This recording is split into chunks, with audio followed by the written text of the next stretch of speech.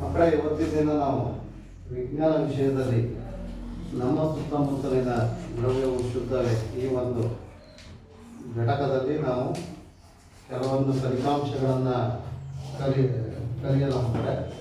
ಮೊದಲಿಗೆ ಶುದ್ಧ ಅನ್ನೋ ಪದ ಅಂದರೆ ನಮ್ಮ ಸುತ್ತಮುತ್ತಲೂ ಇರುವ ವಾತಾವರಣದಲ್ಲಿ ಎಲ್ಲ ವಸ್ತುಗಳು ದ್ರವ್ಯದಿಂದ ಮಾಡಿದೆ ಗೊತ್ತಿದೆ, ಹೌದಾ? ದ್ರವ್ಯದ ಸ್ಥಿತಿಗಳು ಗೊತ್ತಿದೆ, ಹೌದಾ? ಯಾವುದು ದ್ರವ್ಯದ ಸ್ಥಿತಿಗಳು? Very good. ಜಲ, ದ್ರವ, ಅನಿಲ. ಆ ದ್ರವ್ಯವು ಅದು ನಾವು ಬಳಸ್ತಕ್ಕಂಥ ಸುತ್ತಮುತ್ತಲು ಇರ್ತಕ್ಕಂಥ ವಸ್ತುಗಳು ಶುದ್ಧ ಅದಾವ ಇಲ್ಲ ಅನ್ನೋದು ಬಹಳ ಮುಖ್ಯ. ಈ ಒಂದು ಶುದ್ಧ ಅನ್ನೋ ಪದದ ಅರ್ಥ ಏನು ಈ ಪ್ರಕಾರ ವೈಜ್ಞಾನಿಕ ಹಿನ್ನೆಲೆಯಲ್ಲಿ ಶುದ್ಧ ಅಂದರೆ ಏನು?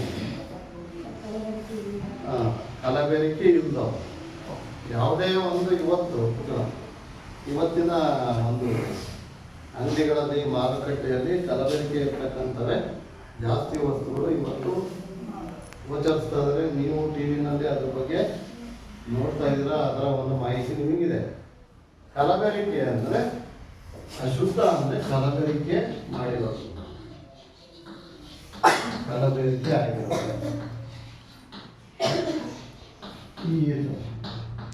ಇನ್ನೊಂದು ರೀತಿಯಲ್ಲಿ ಶುದ್ಧ ಅನ್ನೋದಕ್ಕೆ ಒಂದು ನಿರೂಪಣೆ ನಾವು ಕೊಡೋದಾದ್ರೆ, ಒಂದು ವಸ್ತುವಿನಲ್ಲಿ ಇರ್ತಕ್ಕಂಥ ಒಂದೇ ರೀತಿಯ ರಾಸಾಯನಿಕ ಸ್ವಭಾವವನ್ನು ಹೊಂದಿರ್ತಕ್ಕಂಥ ಒಂದು ವಸ್ತುವಿನಲ್ಲಿ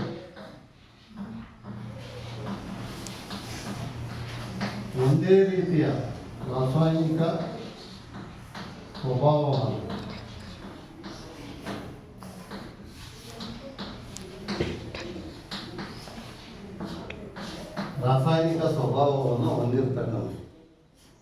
ಹೊಂದಿರುವ ವಸ್ತುಗಳನ್ನು ನಾವು ಶುದ್ಧ ವಸ್ತುಗಳು ಅಂತ ಕರೀತೀವಿ. ಒಂದು ವಸ್ತುವಿನಲ್ಲಿ ಒಂದೇ ರೀತಿಯ ರಾಸಾಯನಿಕ ಸ್ವಭಾವವನ್ನು ಘಟಕಾಂಶಗಳನ್ನು ಹೊಂದಿರೋವನ್ನ ನಾವು ಶುದ್ಧ ವಸ್ತುಗಳು ಅಂತ ಕರೀತೀವಿ. ಈಗ ವಸ್ತುಗಳಲ್ಲಿ ನಾವು ಮೂರು ರೀತಿ, ಘನ ವಸ್ತುಗಳು, ದ್ರವ ವಸ್ತುಗಳು ಮತ್ತೆ ಅನಿಲ ವಸ್ತುಗಳು ಅಂತ ಗುರುತಿಸ್ತೀವಿ. ಈ ಒಂದು ಅಂಶದಲ್ಲಿ ಒಂದೇ ರೀತಿ ಶುದ್ಧ ವಸ್ತು ಅಂದ್ರೆ ಅರ್ಥ ಏನು? ಒಂದೇ ರೀತಿಯ ಕಣಗಳನ್ನು ಹೊಂದಿರೋದು. ಈಗ ನೋಡ್ತಾ ಇದ್ದೀವಿ, ಸಕ್ಕರೆ ಇದು ಶುದ್ಧ ವಸ್ತು, ಒಂದೇ ರೀತಿಯ ಕಣ ಇದೆ. ಇದ್ರ ಜೊತೆ ಉಪ್ಪನ್ನು ಸೇರಿಸಿದ್ರೆ ಏನಾಗುತ್ತೆ? ಕಲಬೆರಕೆ ಆಗುತ್ತೆ, ಅಂದರೆ ಮಿಶ್ರಣ ಆಗುತ್ತೆ, ಗೊತ್ತಾನೆ? ಅದು ಮಿಶ್ರಣ ಈ ರೀತಿ. ಅದು ನಾವು ಅಂದರೆ ಈಗ ನಮ್ಮ ಅರ್ಥ ಏನಪ್ಪ ಅಂದರೆ, ನಾವು ಇರ್ತಕ್ಕಂಥ ವಾತಾವರಣದಲ್ಲಿ ನಮ್ಮ ಒಂದು ವಾತಾವರಣ ಜೀವ ಕ್ರಿಯೆಯಲ್ಲಿ ನಾವು ಬಳಸ್ತಕ್ಕಂಥ ವಸ್ತುಗಳು ಶುದ್ಧನ ಅನ್ನೋದನ್ನ ನಾವು ಈ ಪಾಠದಲ್ಲಿ ಹೇಳ್ತೇವೆ. ಇದರಲ್ಲಿ ಮುಖ್ಯವಾಗಿ ಮಿಶ್ರಣ ಅನ್ನೋ ಒಂದು ಪದವನ್ನು, ಮಿಶ್ರಣ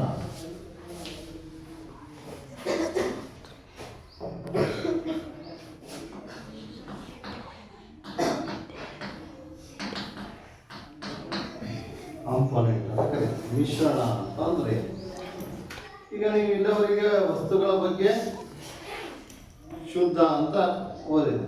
ಈಗ ಇಲ್ಲಿ ಒಂದಕ್ಕಿಂತ ಹೆಚ್ಚು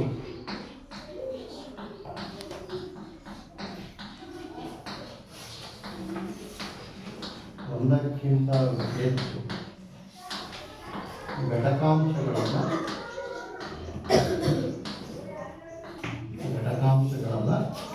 ಹೊಂದಿರತಕ್ಕಂಥ ಸಮರೂಪ ಸ್ಥಿತಿಯನ್ನು ನಾವೇನಂತ ಕರಿತೀವಿ? ಮಿಶ್ರಣ ಅಂತ ಕರಿತೀವಿ. ಮಿಶ್ರಣ ಅಂತ ಕರಿತೀವಿ. ಅರ್ಥ ಆಗುತ್ತಾ? ಈಗ ಉದಾಹರಣೆಗೆ ಮಿಶ್ರಣ ಅಂದರೆ ಈಗ ಇದೆ,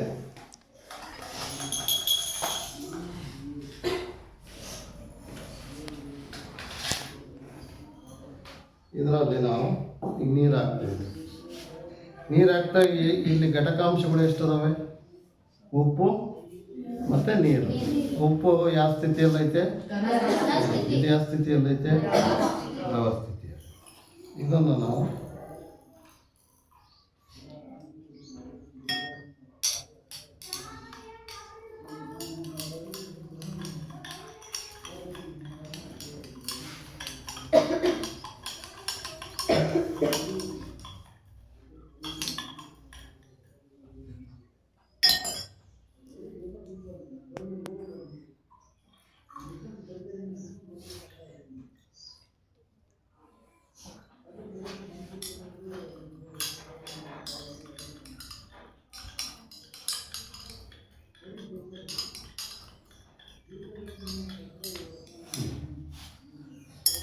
ಈಗ ಇದೇನಾಯಿತು, ಒಂದು ಉಪ್ಪಿನ ಮಿಶ್ರಣ ಅಂತ ಕರೀತೀವಿ. ಗೊತ್ತಾನೆ, ಹಿಂಗೆ ಸಕ್ಕರೆ ಇದರದೆಲ್ಲ ಈಗ ತೋರಿಸ್ತೀನಿ ಅದನ್ನ. ಈ ಥರ ಇದು ಒಂದು ಮಿಶ್ರಣ ಆಯಿತು. ಇದಕ್ಕೆ ಮಿಶ್ರಣ ಆದರೆ ಈಗ ಒಂದಕ್ಕಿಂತ ಹೆಚ್ಚು, ಹೌದಾ? ಈಗ ಇದರಲ್ಲಿ ನೀರೈತೆ ಮತ್ತು ಉಪ್ಪಿದೆ, ಒಂದು ಘನ ವಸ್ತು ಒಂದು ದ್ರವ ವಸ್ತು ಸೇರಿದೆ. ಅದರಲ್ಲಿ ಘಟಕಾಂಶಗಳು ಸೇರಿ ಉಂಟಾಗಿರ್ತಕ್ಕಂಥ ಸಮರೂಪ ಸ್ಥಿತಿ, ಸಮವಾಗಿದೆ. ಇದ್ರಾಗೆ ಈ ಉಪ್ಪು ಬೆರ್ತಿದೆ ಅನ್ನೋದು ಗೊತ್ತಾಗುತ್ತಾ? ಇದನ್ನು ನೀವು ರುಚಿ ನೋಡಿದಾಗ ಇದರಲ್ಲಿ ಉಪ್ಪು ನೀರು ಅಂತ ನಮಗೆ ಗೊತ್ತಾಗುತ್ತೆ. ಇದನ್ನು ನಾವು ಮಿಶ್ರಣ ಅಂತ ಕರಿತೀವಿ. ಗೊತ್ತಾಗುತ್ತಲ್ಲ, ಅದನ್ನು ಮಿಶ್ರಣ ಅಂತ ಕರಿತೀವಿ. ಈಗ ಈ ಉದಾಹರಣೆಗೆ ಸೋಡಿಯಂ ಕ್ಲೋರೈಡ್ ನಾವು ಇದೆ, ಅಡಿಗೆ ಉಪ್ಪು ಇದೆ. ಸೋಡಿಯಂ ಕ್ಲೋರೈಡಿನ ರಾಸಾಯನಿಕ ಹೆಸರೇನು? ಸಾಮಾನ್ಯ ಉಪ್ಪು. ಈ ಉಪ್ಪನ್ನು ಈ ದ್ರವದಲ್ಲಿ ಏಕರೂಪವಾಗಿ ಸಂಯೋಜನೆ ಹೊಂದಿದೆ. ಅದೇ ರೀತಿ ನೀವು ತಂಪು ಪಾನೀಯ ಕುಡಿತೀರಿ, ಗೊತ್ತಾನೆ? ನೀವೇ ಈಗ ಕುಡಿತಿರಲ್ಲ, ಏನು ಕೋಲ್ಡ್ ಡ್ರಿಂಕ್ಸ್, ಈಗ ಕೋಕಾ ಕೋಲಾ, ಇವೇನೇನು ಮಾಜ, ಅವು ಸಹ ಸಮರೂಪವಾಗಿ ಮಿಶ್ರಣ ಹೊಂದಿದೆ. ಸಕ್ಕರೆಯ ದ್ರಾವಣ ಆಗಿರ್ಬೋದು, ಇವೆಲ್ಲ ಸಮರೂಪದ ಮಿಶ್ರಣಗಳು ಅಂತ ಕರೀತೀವಿ. ಅದನ್ನು ನಾವು ಒಟ್ಟಾರೆಯಾಗಿ ಮಿಶ್ರಣ ಅಂತ ಕರೀತೀವಿ. ಈ ಮಿಶ್ರಣದಲ್ಲಿ 2 ವಿಧಗಳಿವೆ. ಒಂದು ಸಮರೂಪ ಮಿಶ್ರಣ. ಈಗ ಉದಾಹರಣೆಗೆ ಇಲ್ಲಿ ಎಣ್ಣೆ ಇದೆ. ಈ ಎಣ್ಣೆನ ನೀರಲ್ಲಿ ಹಾಕಿದರೆ ಏನು ಮಾಡ್ತದೆ? ಸಮರೂಪ ಮಿಶ್ರಣನ ಎಣ್ಣೆ ತೇಲುತ್ತೆ ನೀರಿನ ಮೇಲೆ, ಅದು ಸಮರೂಪ ಅಲ್ಲ. ಅರ್ಥ ಆಗುತ್ತೆ? ಅಸಮರೂಪ ಮಿಶ್ರಣ ಅಂತ ಕರೀತೀವಿ. ಅರ್ಥ ಆಗುತ್ತೆ? ಇದರಲ್ಲಿ ಈಗ ಮಿಶ್ರಣದಲ್ಲಿ 2 ವಿಧಗಳು, ಸಮರೂಪ ಮಿಶ್ರಣ ಮತ್ತು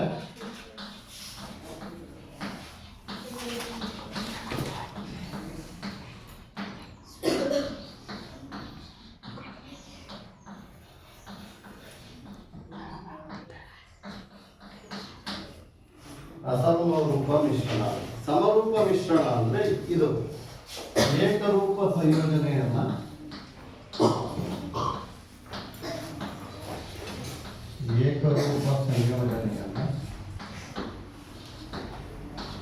ಹೊಂದಿರತಕ್ಕಂಥ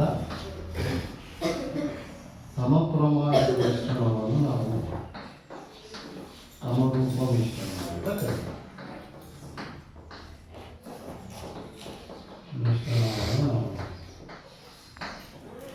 ಸಮರೂಪ ಮಿಶ್ರಣ ಅಂತ ಕರೀತೀವಿ.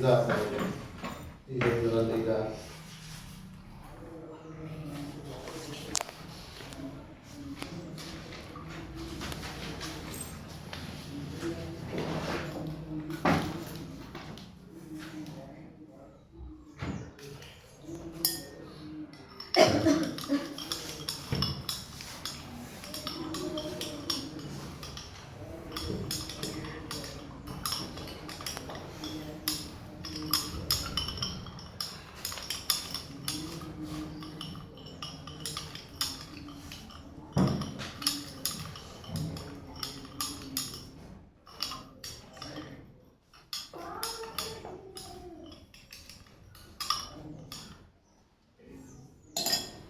ಈಗ ನೋಡ್ರಿ, ಇವೆರಡು ನೋಡ್ರಿ, ಇದು ಉಪ್ಪಿನ ದ್ರಾವಣ, ಇದು ಸಕ್ಕರೆ.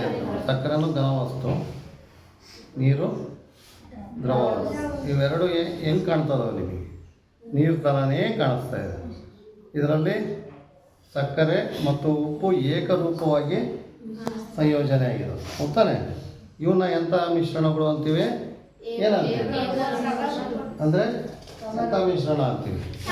ಸಮರೂಪ ಮಿಶ್ರಣ ಅಂತ ಕರೀತೀವಿ. ಅರ್ಥ ಆಗುತ್ತಾ? ಇನ್ನೊಂದು ಎರಡನೇದು ಯಾವುದೀಗ? ಅಸಮರೂಪ ಮಿಶ್ರಣ. ವಿಭಿನ್ನ ಘಟಕಾಂಶಗಳು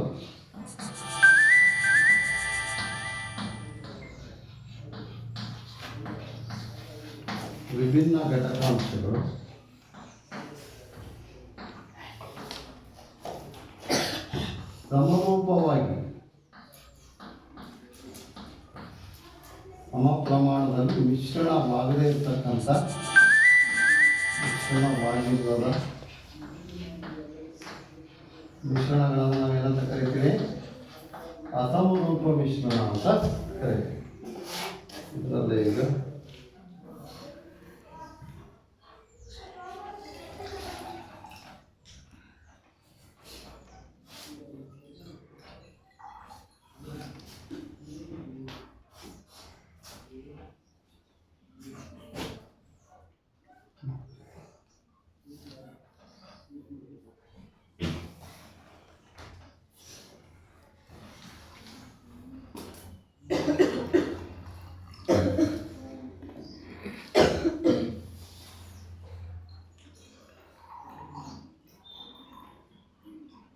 ಈ ಥರ ಇದು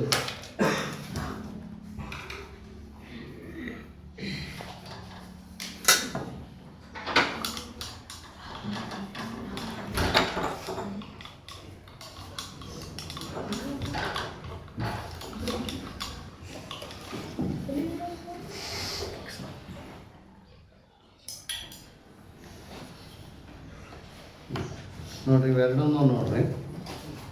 ಈಗ ಎಣ್ಣೆ ಇಲ್ಲಿ ಮೇಲೆ ಕಾಣಿಸ್ತಾ ಇದೆ ತಾನೆ ಇದು ವಿಭಿನ್ನ ಘಟಕಾಂಶಗಳು. ಇದು ಎಣ್ಣೆ ದ್ರವ ರೂಪದಲ್ಲಿದೆ, ನೀರು ದ್ರವ ರೂಪದಾಗೈತೆ. ಇದೇನಾಗಿದೆ, ಸಮರೂಪವಾಗಿ ಮಿಶ್ರಣ ಆಗಿಲ್ಲ. ಕಾಣಿಸ್ತಾ ಇದೆ, ಇಲ್ಲಿ ನೋಡಿರೂ ಕಾಣಿಸ್ತದೆ ಹೌದಾನೆ. ಇದರಲ್ಲಿ ನೋಡ್ರಿ, ಇಲ್ಲಿ ಎಲ್ಲ ತಳದಲ್ಲಿ ಶೇಖರಣೆ ಆಗಿದೆ ಹೌದಾನೆ. ಏನದು ಟೀ ಪುಡಿ ಹೋಗಿ ತಳದಲ್ಲಿ ಶೇಖರಣೆ ಆಗಿದೆ ಹೌದಾನೆ. ಆಗಲೇ ನೀರು ಮತ್ತು ನೀರಿನಲ್ಲಿ ಸಕ್ಕರೆ ಮತ್ತು ಉಪ್ಪು ನೀರಿನಲ್ಲಿ ಏಕರೂಪವಾಗಿ ಸಂಯೋಜನೆ ಆಗಿದೆ. ಇದರಲ್ಲಿ ಸಂಯೋಜನೆ ಆಗಿಲ್ಲ, ಇದರಲ್ಲಿ ತಳದಲ್ಲಿ ಇದು ಮೇಲೆ ತೇಲ್ತಾ ಇದೆ ಹೌದಾನೆ. ಇವನ್ನ ನಾವೇನಂತ ಕರಿತೀವಿ, ಅಸಮರೂಪ ಮಿಶ್ರಣಗಳು ಅಂತ ಕರಿತೀವಿ. ಅರ್ಥ ಆಗುತ್ತೆ?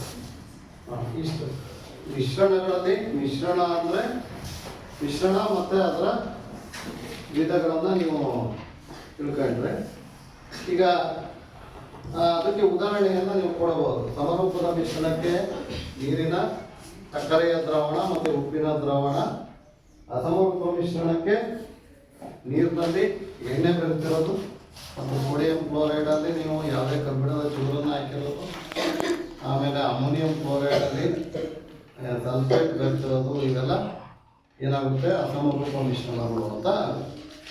ಮಕ್ಕಳ ಇಲ್ಲಿಯವರೆಗೆ ನಾವು ಮಿಶ್ರಣ ಮತ್ತು ಮಿಶ್ರಣದ ವಿಧಗಳ ಬಗ್ಗೆ ತಿಳ್ಕೊಂಡು ಈಗ ಹಂಗಿದ ಮೇಲೆ ದ್ರಾವಣ ಅಂತಂದ್ರೆ ಏನು? ಈ ದ್ರಾವಣ ಈಗ ನೀವು ಸಕ್ಕರೆಯ ದ್ರಾವಣ ಈ ಎಲ್ಲ ದ್ರಾವಣಗಳನ್ನು ನೋಡಿದರೆ, ಈಗ ಉಪ್ಪಿನ ದ್ರಾವಣ ಮತ್ತು ನೀರಿನಲ್ಲಿ ತೈಲ ಬೆರೆತಿರ್ತಕ್ಕಂಥ ದ್ರಾವಣ ಅಂತಂದ್ರೆ ಈಗ ಮಿಶ್ರಣ ದ್ರಾವಣ ಮತ್ತೆ ದ್ರಾವಣ ಅಂದ್ರೆ ಇಷ್ಟೇ, ಎರಡಕ್ಕಿಂತ ದ್ರಾವಣ ಅಂದ್ರೆ ಎರಡು ಅಥವಾ ಹೆಚ್ಚು ವಸ್ತುಗಳು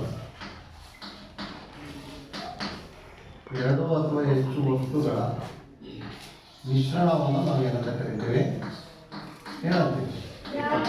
ದ್ರಾವಣ ಅಂತ ಕರಿತೀವಿ. ಈ ದ್ರಾವಣ ಅಂತಕ್ಕಂಥದ್ದು ಇದರಲ್ಲಿ ಎಲ್ಲ ವಸ್ತುಗಳು ಕರಗುತ್ತವೆ. ದ್ರಾವಣದಲ್ಲಿ ಘನ ವಸ್ತುನು ಕರಗುತ್ತೆ. ನೀರು ಅನ್ನೋದು ಏನು ಯೂನಿವರ್ಸಲ್ ಸಾಲ್ವೆಂಟ್. ಅದಕ್ಕೆ ನಾವು ಇದು ಹೆಚ್ಚಾಗಿ ಬಳಕೆ ಮಾಡ್ತೀವಿ. ಯಾವುದೇ ಜೀವಿ ನೀರು ಇಲ್ದರೆ ಬದುಕಲ್ಲ. ನೀವು ಡಾಕ್ಟರ್ ಹತ್ರ ಹೋದ್ರು ಸಹ ನಿಮಗೆ ಏನಾರ ನಿರ್ಜಲೀಕರಣ ಆದರೆ ನೀವು ಜಾಸ್ತಿ ನೀರು ಕುಡಿಬೇಕು ಅಂತ.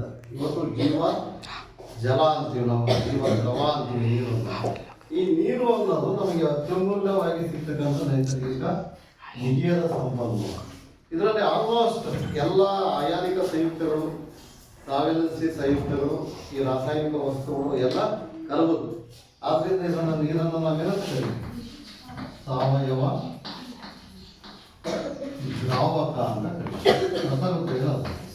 ಸಾವಯವ ದ್ರಾವಕ ಅಂದರೆ ಎಲ್ಲ ವಸ್ತುಗಳನ್ನು ತನ್ನಲ್ಲಿ ವಿಲೀನಗೊಳಿಸತಕ್ಕಂಥ ಸಾಮರ್ಥ್ಯ ಇರತಕ್ಕಂಥ ದ್ರವವನ್ನು ನಾವು ಸಾವಯವ ದ್ರಾವಕ ಅಂತ ಕರೀತೀವಿ. ಈಗ ದ್ರಾವಣ ಅಂದ ಕೂಡ ನಮಗೆ ಒಂದು ಘನ ಸ್ಥಿತಿಯಲ್ಲಿರಲಿ, ದ್ರವ ಸ್ಥಿತಿಯಲ್ಲಿರಲಿ ಅಥವಾ ಅನಿಲ ಸ್ಥಿತಿಯಲ್ಲಿ ಇದ್ರೂ ಸಹ ಅವನ್ನ ಕರಗಿಸ್ತಾರೆ. ಅರ್ಥ ಆಗುತ್ತಾ? ಈಗ ಇದು ನೋಡ್ರಿ, ಈಗ ಘನ ಸ್ಥಿತಿಯಲ್ಲಿ ನೀವು ಮಿಶ್ರಣಗಳನ್ನು ನೋಡ್ಬೋದು. ನೀವು ಮನೆಯಲ್ಲಿ ಬಳಕೆ ಮಾಡ್ತಕ್ಕಂಥ ಹಿತ್ತಾಳೆ, ಆಮೇಲೆ ಸ್ಟೈನ್ಲೆಸ್ ಸ್ಟೀಲ್ ಪಾತ್ರೆಗಳು, ಆಮೇಲೆ ದವರ, ಇವೆಲ್ಲ ನೋಡಿದ್ದೀರಿ ನೀವು. ಕಂಚು ನೀವು ರೈತ ಉಕ್ಕರೆ ಕಂಚಿನ ಬೆಳ್ಳಿ ಪದಕಗಳು, ಬಂಗಾರದ ಪದಕಗಳು, ಆಮೇಲೆ ಕಂಚಿನ ಪದಕಗಳು, ಪ್ರತಿಮೆಗಳು, ಇವೆಲ್ಲ ಏನು ಮಿಶ್ರಣಗಳು ಅಂದರೆ ಬೇರೆ ಬೇರೆ ಪರ್ಸೆಂಟಲ್ಲಿ ದ್ರವಗಳನ್ನು ಮಿಶ್ರ ಮಾಡಿ. ಅರ್ಥ ಆಗುತ್ತದೆ? ಅದನ್ನ ಮುಂದೆ ಹೇಳ್ತೀನಿ. ಈ ರೀತಿ ಅವು ಏನವು ಘನವಸ್ತುಗಳು. ಈ ದ್ರವ ಅಂದರೆ ನೀರು, ಎಣ್ಣೆ ಇವೆಲ್ಲ ಬರ್ತವೆ. ಅದಿಲ್ಲ ಅಂದರೆ ಗಾಳಿ, ಯಾವುದೇ ಗಾಳಿ. ಈಗ ಉದಾಹರಣೆಗೆ ಈಗ ತೋರಿಸ್ತೀನಲ್ಲ ಗಾಳಿನ ತೋರಿಸ್ತೀನಿ.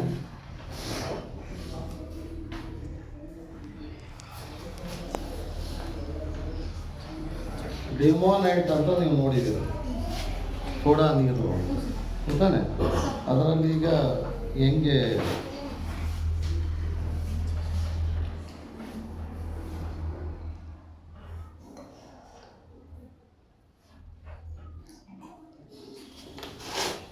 ಇದು ಲಿಮೋನೈಟ್ ಅಂತಲೂ ಕರೀತಾರೆ, ಸೋಡಾ ನೀರು ಅಂತಲೂ ಕರೀತಾರೆ. ಈಗ ಹಾಕ್ತೀನಿ ನೋಡ್ರಿ. ಈಗ ಬಂತು, ಇದೇನಿದು ಈಗ ಮೇಲೆ ಬಂತಲ್ಲ, ಏನದು ಬುರ್ಬು ಗಾಳಿ ಅನಿಲ ಅಂತಾನೆ. ಇದನ್ನು ನೀವು ಹೊಟ್ಟೆ ಕೆಟ್ಟಾಗ ಇದನ್ನೆಲ್ಲ ಮನೆಯಲ್ಲೂ ಯೂಸ್ ಮಾಡ್ತಾರೆ. ಇದನ್ನು ಜಾಸ್ತಿ ಯೂಸ್ ಮಾಡಬಾರ್ದು. ಆಮೇಲೆ ನಿಂಬೆಹಣ್ಣಲ್ಲಿ ನೀವು ಉಪ್ಪು ಹಾಕಿದರೆ ನಿಂಬೆಹಣ್ಣು ಮೇಲೆ ಆಸಿಡ್ ಆಮ್ಲ, ಸಿಟ್ರಿಕ್ ಆಮ್ಲ ಇರುತ್ತೆ. ನಿಂಬೆಹಣ್ಣು ಹೋದ್ಮೇಲೆ ನೀವು ಒಂದಿಷ್ಟು ಉಪ್ಪು ಹಾಕಿ, ಅಥವಾ ಇದು ಬರುತ್ತೆ ಸೋಡಾ ಪುಡಿ ಬರುತ್ತೆ, ಉಪ್ಪಲ್ಲ ಸೋಡಾ ಪುಡಿ ಬರುತ್ತೆ. ಆ ಸೋಡಾ ಪುಡಿನ ನಿಂಬೆಹಣ್ಣು ಹೋದ್ಮೇಲೆ ಹಾಕಿ ಹಿಂಗೆ ಬರುತ್ತೆ. ಹತ್ತತ್ತಲ್ಲ ಈಗ ನೋಡಿದ್ರು, ಇದನ್ನು ಲಿಮೋನೈಟ್ ಅಥವಾ ಸೋಡಾ ನೀರು ಅಂತ ಕರೀತೀವಿ. ಇದು ಅನಿರಸ್ತ ದ್ರಾವಣ. ಅರ್ಥ ಆಗುತ್ತಲ್ಲ ಹೇಳೋದು. ಈಗ ಈ ದ್ರಾವಣ ಅನ್ನೋದು 3 ಸ್ಥಿತಿಯಲ್ಲಿ ನಾವು ತಯಾರು ಮಾಡಬಹುದು. ಅಂದರೆ ಈ ದ್ರಾವಣದಲ್ಲಿ ಮುಖ್ಯವಾಗಿ 2 ಘಟಕಾಂಶಗಳು ಬರ್ತವೆ. ಒಂದು ದ್ರಾವಕ, ಇನ್ನೊಂದು ಏನು ದ್ರಾವ್ಯ. ಇವು ಇಂಪಾರ್ಟೆಂಟ್. ದ್ರಾವಣ ಅಂದ ಕೂಡ ನಮಗೆ ನೆನಪು ಬರೋದು ಇವೆರಡು ಘಟಕಾಂಶಗಳು. ದ್ರಾವಕ ನೀರೇನೀಗ ನೀರೇನು ತನ್ನಲ್ಲಿ ಕಲಪಿಸ್ಕೊಳ್ಳುತ್ತೆ ಎಲ್ಲದೂ. ಏನದು ದ್ರಾವಕ. ನಾವು ಹಾಕ್ತಕ್ಕಂಥ ವಸ್ತು ದ್ರಾವ್ಯ. ತನ್ನಲ್ಲಿ ಕರಗಿಸಿಕೊಳ್ಳುವ ಸಾಮರ್ಥ್ಯವನ್ನು ದ್ರಾವಕ ಅಂದರೆ ತನ್ನಲ್ಲಿ ಘಟಕಾಂಶ ವಸ್ತುಗಳನ್ನು ವಿಲೀನಪಡಿಸಿಕೊಳ್ಳಬಲ್ಲ ಸಾಮರ್ಥ್ಯವನ್ನು ಹೊಂದಿರತಕ್ಕಂಥ ದ್ರಾವಣದ ಸ್ಥಿತಿಯನ್ನು ನಾವೇನಂತ ಕರಿತೀವಿ? ಬಳಸಿಕೊಳ್ಳುವ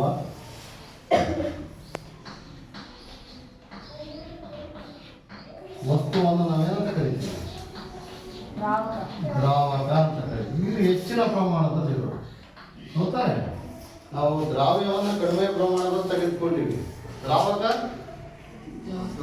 ಹೆಚ್ಚಿನ ಪ್ರಮಾಣದಲ್ಲಿ ದ್ರಾವಕವನ್ನು ತೆಗೆದುಕೊಳ್ಳುವ ಗೊತ್ತಾನೆ. ಇದು ದಿನಬಳಕೆ ಯಾವುದೇ ಮಾರುಕಟ್ಟೆಯಲ್ಲಿ ದ್ರಾವಣ ಉತ್ಪತ್ತಿ ಮಾಡೋದಕ್ಕೆ ಇದು ಸಣ್ಣ ಪ್ರಮಾಣದಲ್ಲಿ ತೋರಿಸಿದ್ದೀನಿ.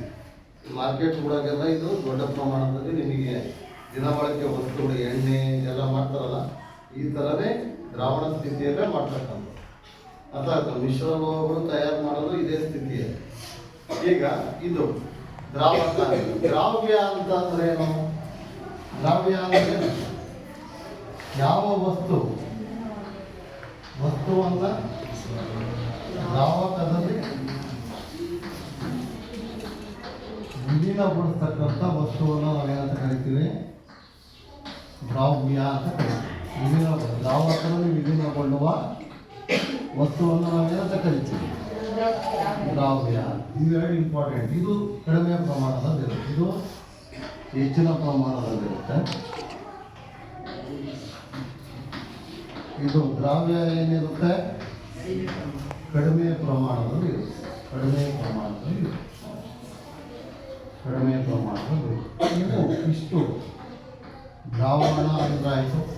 ಅದರಲ್ಲಿ ಇರ್ತಕ್ಕಂಥ ಘಟಕಾಂಶಗಳನ್ನು ನೀವು ಕಲಿತ್ರೆ, ಉದಾಹರಣೆಗೆ ಇದಕ್ಕೆ ನೀರಿನಲ್ಲಿ ಸಕ್ಕರೆಯ ದ್ರಾವಣ, ಆ ದ್ರವದಲ್ಲಿ ಘನ ದ್ರಾವಣ ಆಗಿದೆ. ದ್ರವದಲ್ಲಿರುವ ಘನ ದ್ರಾವಣ, ದ್ರವದಲ್ಲಿರುವ ಘನ ದ್ರಾವಣ ಅಂತ ಕರೀತೀವಿ ಸಕ್ಕರೆ ಮತ್ತು ಉಪ್ಪು. ಯಾಕೆಂದರೆ ಸಕ್ಕರೆ ಮತ್ತು ಉಪ್ಪು ಯಾವ ಸ್ಥಿತಿಯಲ್ಲಿತ್ತು? ಘನ ಸ್ಥಿತಿಯಲ್ಲಿ. ಅದು ದ್ರವದಲ್ಲಿ ಹಾಕಿದಾಗ ಘನ ಮತ್ತು ದ್ರವದಲ್ಲಿರ್ತಕ್ಕಂಥ ಘನ ದ್ರಾವಣ ಆಗಿದೆ. ಅದೇ ರೀತಿ ಆಲ್ಕೋಹಾಲ್ ಇರುತ್ತೆ. ಆಲ್ಕೋಹಾಲಲ್ಲಿ ನೀವು ಟಿಂಕ್ಚರ್ ಆಫ್ ಅಯೋಡಿನ್ ಅಂತ ಇದು ಬಂದಾಗ ಹಚ್ತೀವಿ. ಈಗ ಸ್ಪೋರ್ಟ್ಸ್ ಆಡ್ಬೇಕಾದ್ರೆ ಟೀಚರ್ ಎಲ್ಲರ ಬಿದ್ದು ಎತ್ತಿ ಗಾಯ ಮಾಡಿಕೊಂಡ್ರೆ ಟೀಚರ್ ಹಚ್ಚಿ ಅಂತ ಹಾಸ್ಪಿಟಲ್ಗಳಿಗೆ ಹೋಗ್ತೇವೆ. ಅದರಲ್ಲಿ ಟೀಚರ್ ಆಫ್ ಅಯೋಡಿನ್ ಅಂತ. ಈ ಆಲ್ಕೋಹಾಲಲ್ಲಿ ಅಯೋಡಿನನ್ನು ಹಾಕ್ತಾರೆ. ಆಲ್ಕೋಹಾಲ್ ಪ್ರಮಾಣ ಜಾಸ್ತಿ ಇರುತ್ತೆ, ಅಯೋಡಿನ್ ಕಡಿಮೆ ಇರುತ್ತೆ. ಅಯೋಡಿನ್ನು ಉಪ್ಪಲ್ಲಿ ಅಯೋಡಿನ್ ಇರುತ್ತೆ ಗೊತ್ತಾನೆ. ಆ ದ್ರಾವಣವನ್ನು ಆಲ್ಕೋಹಾಲ್ನಲ್ಲಿ ಅಯೋಡಿನನ್ನು ಮಿಕ್ಸ್ ಮಾಡಿದರೆ ಟಿಂಕ್ಚರ್ ಆಫ್ ಅಯೋಡಿನ್ ಅಂತ ಕರೀತೀವಿ. ಈ ಗಾಯಗಳಿಗೆ ಅದನ್ನು ವಾಸಿ ಹಾಕೋದಕ್ಕೆ ಪ್ರಿಲಿಮಿನರಿಯಾಗಿ ಹಚ್ಚುತ್ತಾರೆ. ಅನ್ನ ಟೀಚರ್ ಆಫ್ ಅಯೋಡಿನ್, ಅದು ಒಂದು ದ್ರಾವಣ. ಅರ್ಥ ಆಗುತ್ತೆ. ಅದೇ ರೀತಿ ಪಾನೀಯಗಳು, ಈ ಸೋಡಾ ನೀರು ಈಗ ತೋರಿಸಿದ್ದೆ, ಇದು ಲಿಮೋನೇಟ್ ಮತ್ತು ಸೋಡಾ ನೀರು, ಸಕ್ಕರೆ ಮತ್ತು ಉಪ್ಪು ಎರಡೂ ಸ್ಥಿತಿಯಲ್ಲಿ ಇದು ಇರುತ್ತೆ. ಇದರಲ್ಲಿ ಏನು ರುಚಿ ನೀವು ನೋಡಿದರೆ ಸಿಹಿನೂ ಇರುತ್ತೆ, ಉಪ್ಪು ಥರನೂ ಆಗುತ್ತೆ. ಅದನ್ನು ಲಿಮೋನೇಟ್ ಅಥವಾ ಸೋಡಾ ನೀರು ಅಂತ ಕರೀತೀವಿ. ಇದು ಒಂದು ದ್ರಾವಣ. ಅರ್ಥ ಆಗುತ್ತೆ. ಅದೇ ರೀತಿ ವಾಯು, ಅನಿಲದಲ್ಲಿ ಈ ವಾತಾವರಣದಲ್ಲಿ ಅನಿಲಗಳು ಎಲ್ಲ ಕಡೆ ವಾತಾವರಣದಲ್ಲಿ ಅದ. ಹೆಚ್ಚಿನ ಪ್ರಮಾಣದಲ್ಲಿ ಯಾವುದೈತೆ? ಸಾರಜನಕ ಇದೆ. ಸಾರಜನಕ ಇದೆ. ನೈಟ್ರೋಜನ್ ಎಷ್ಟು ಪರ್ಸೆಂಟ್ ಇದೆ? 28%. ಇಲ್ಲ ಸಾರಿ 78%. ಆಕ್ಸಿಜನ್ ಎಷ್ಟು ಪರ್ಸೆಂಟ್ ಇದೆ? 28% ಇದೆ. ಒಟ್ಟು ಟೋಟಲ್ ಎಷ್ಟಾಯ್ತು? 100ಕ್ಕೆ ಎಷ್ಟಾಗ್ತದೆ? 71 + 21 ಎಷ್ಟಾಗ್ತದೆ? 90. ಅಂದರೆ ಹೆಚ್ಚಿನ ಪ್ರಮಾಣದಲ್ಲಿ ವಾತಾವರಣದಲ್ಲಿ ಇರ್ತಕ್ಕಂಥ ಅನಿಲದಲ್ಲಿ ಸಾರಜನಕ ಹೆಚ್ಚಿನ ಪ್ರಮಾಣ, ನೈಟ್ರೋಜನ್ ಹೆಚ್ಚಿನ ಪ್ರಮಾಣದಲ್ಲಿ, ಆಕ್ಸಿಜನ್ ನಾವು ಉಸಿರಾಡೋ ಗಾಳಿ 21%. ಅಂದರೆ ಎರಡೂ ಸೇರಿದರೆ 99. ಇನ್ನು ಒಂದು ಟ್ರೇಸಸ್ಸಲ್ಲಿ ಬೇರೆ ಕಾರ್ಬನ್ ಡೈಆಕ್ಸೈಡ್, ಕಾರ್ಬನ್ ಮಾನಾಕ್ಸೈಡ್ ಮತ್ತು ಹೈಡ್ರೋಜನ್ ಇದೆಲ್ಲ ಅರ್ಥ ಆಗುತ್ತೆ. ಇಷ್ಟು ನಿಮಗೆ ಅದು ಒಂದು ವಾತಾವರಣದಲ್ಲಿರ್ತಕ್ಕಂಥ ಅನಿಲ ಅರ್ಥ ಆಗುತ್ತೆ. ಇನ್ನು ದ್ರಾವಣದ ಗುಣಗಳು ಕಲ್ತರಿ ನೀವು. ದ್ರಾವಣದ ಗುಣಗಳಲ್ಲಿ ಮುಖ್ಯವಾಗಿ ದ್ರಾವಣದ ಗುಣಗಳನ್ನು ನೀವು ನೋಡಿದರೆ, ಈಗ ದ್ರಾವಣ ಏನು ಗೊತ್ತಾಯ್ತು ಮಕ್ಕಳೇ, ಈಗ ದ್ರಾವಣದ ಗುಣಗಳು ನಿಮಗೆ ಗೊತ್ತಾಗ್ಬಿಡ್ತವೆ. ದ್ರಾವಣ ಎಂಥ ದ್ರಾವಣ? ಯಾವುದು ದ್ರಾವಣ ಸಮರೂಪವಾಗಿ ಇರುತ್ತೆ. ದ್ರಾವಣ ಅನ್ನೋದ ಗುಣಗಳಲ್ಲಿ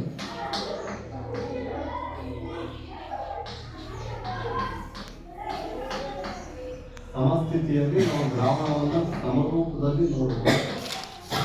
ಇನ್ನೊಂದು ನಿಗಮಿತ ಮಿಶ್ರಣ ದ್ರಾವಣ ಅಂತ ಬರುತ್ತೆ, ಅದು ಅಸಮರೂಪ ದ್ರಾವಣ. ಸಮರೂಪ ಮಿಶ್ರಣ ದ್ರಾವಣ.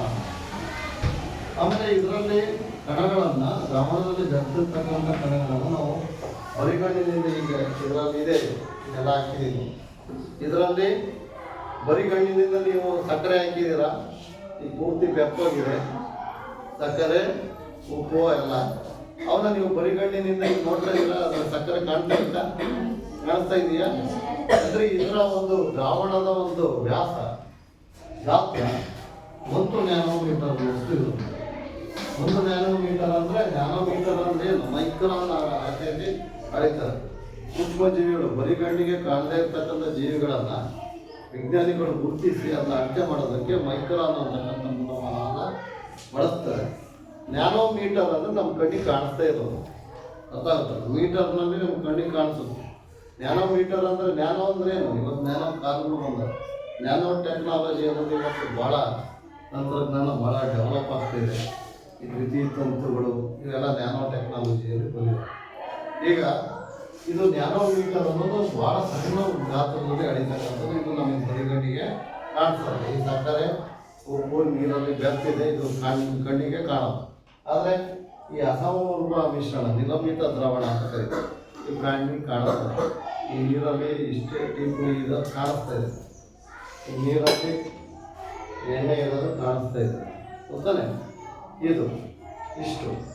ಆಮೇಲೆ ಈ ಸಕ್ಕರೆ ಇದು ನೋಡು, ಈ ಸೋಡಾ ನೀರು ಇದರಲ್ಲಿ ಕಾಣಿಸ್ತಾ ಇದೆ ಸ್ವಲ್ಪ ಹಂಗೆ. ಈಗ ಇದು ಬರಿಗಣ್ಣಿಗೆ ಕಾಣಿಸ್ತದೆ.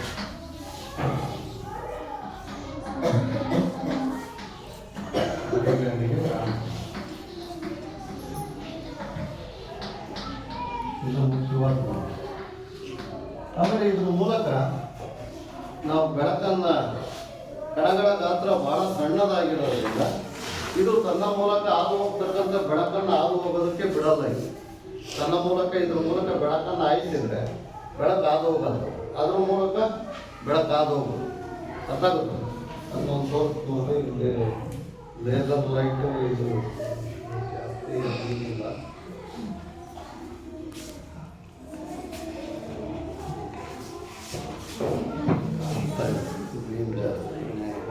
ಬೆಳಕು ಇದ್ರ ಮೂಲಕ ಆದ ಆ ಕಡೆ ಕಾಣಿಸ್ತಾ ಇದೆಯಾ? ಕಾಣಿಸ್ತಾ ಇತ್ತು, ಇಲ್ಲಿ ಕಾಣಿಸ್ತಾ ಇದೆ. ಈ ಕಡೆಗೆ ಬಂದಿತ್ತ, ಅದು ಈ ಕಡೆ ಬಂದಿತ್ತ? ಇದು ಬಂದಿಲ್ಲ. ಅದೇ ಅದರಲ್ಲಿ ನೀವು ನೋಡಿದರೆ ಬೆಳಕು ಕಾಣಿಸುತ್ತೆ.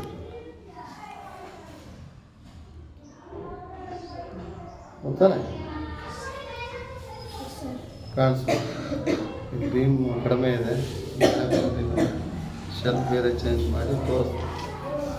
ಈಗ ಇದು ಇಷ್ಟು ಈ ಅದೊಂದು. ಆಮೇಲೆ ಈ ದ್ರಾವಣವನ್ನು ಸೋಸುವಿಕೆ ವಿಧಾನದಿಂದ ಮೂರನೇದು ನಾಲ್ಕನೇದು.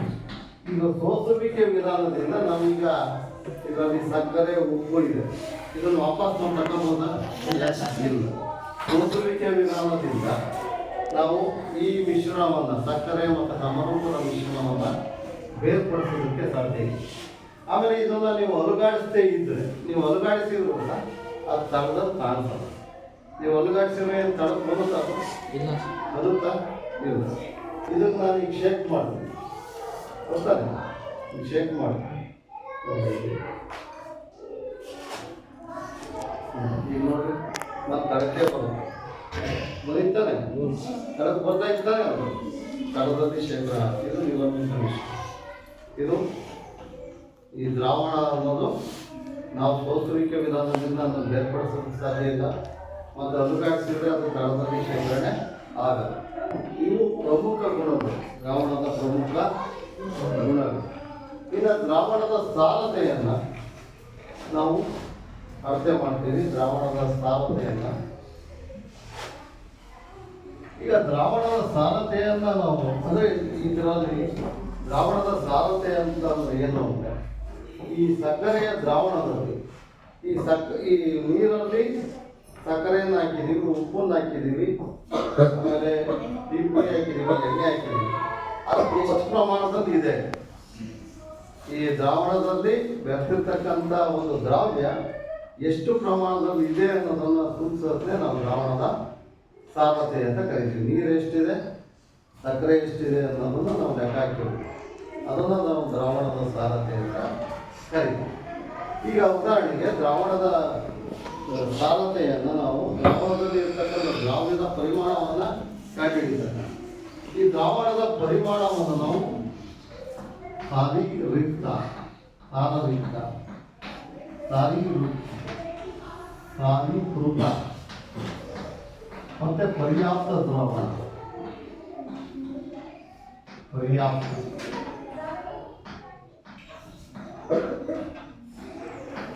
ಪರ್ಯಾಪ್ತ ದ್ರಾವಣ ಅಂತ ಈ ಮೂರು ಸ್ಥಿತಿಯಲ್ಲಿ ನಾವು ನೋಡ್ತೀವಿ. ಈ ಸಾರಿ ರಿಕ್ತ ಮತ್ತೆ ಸಾರಿ ಕೃತ ಅನ್ನೋದು ಹೋಲಿಕೆ ಪದಗಳು. ಸಾರಿ ರಿಕ್ತ ಅಂದರೆ ದುರ್ಬಲವಾಗಿದೆ, ಸಾರಿ ಕೃತ ಅಂದರೆ ಪ್ರಬಲ ಆಗಿದೆ.